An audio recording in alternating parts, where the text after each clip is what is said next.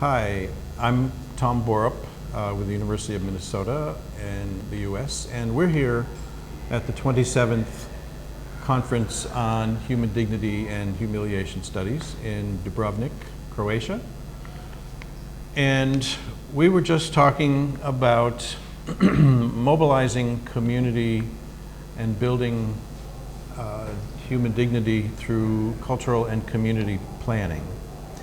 And seeing planning as a process and one that can focus on the strengths and capacities and unique qualities and assets of the individuals and organizations and communities themselves.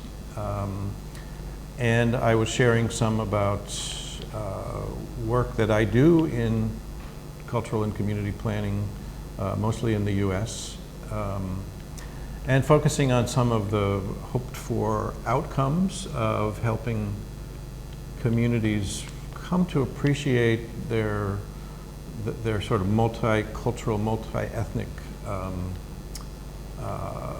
people and ways of doing things, and building better and more functional communication skills and organizations within communities, and how culture and the arts and creativity can play a very catalytic role in that kind of work in communities. And we also shared some stories from other folks here about communities that they're part of or are familiar with, where people have self-organized and improve their situation, their communities through that collective action. And I have with me Glyn, who will share what he heard and shared. Thank you, Tom. Glyn Rimmington from Wichita, Kansas.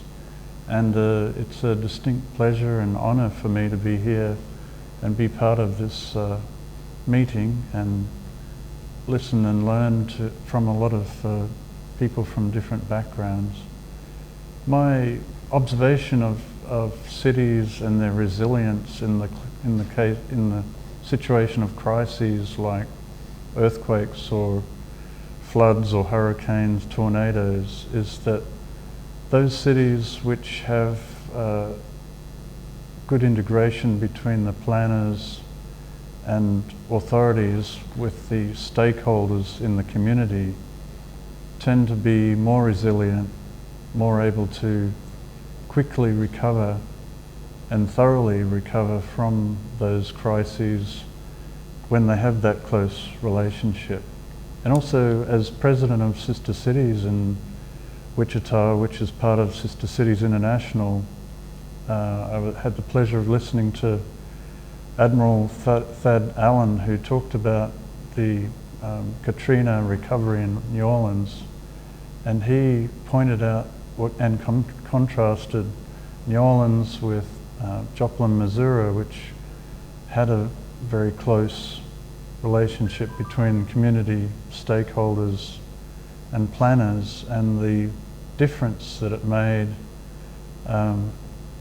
with having a city that had both good internal stakeholder involvement and external Sister Cities links, which conferred a big advantage for that city. And actually the story that I heard you tell about the community not only recovering, but coming out even greater, with greater resolve and a new sense of purpose and identity. And so it was more than recovery. So I would recommend everyone Google Greensburg, Kansas, and read the story, and even more, go there and visit it. It's just a remarkable place where this small community that was almost completely wiped out in terms of the infrastructure recovered and made a city that is an architectural design wonder that design students and environmental students should go and see. Thank you, and thanks everyone for being part of the conversation today. It's a pleasure.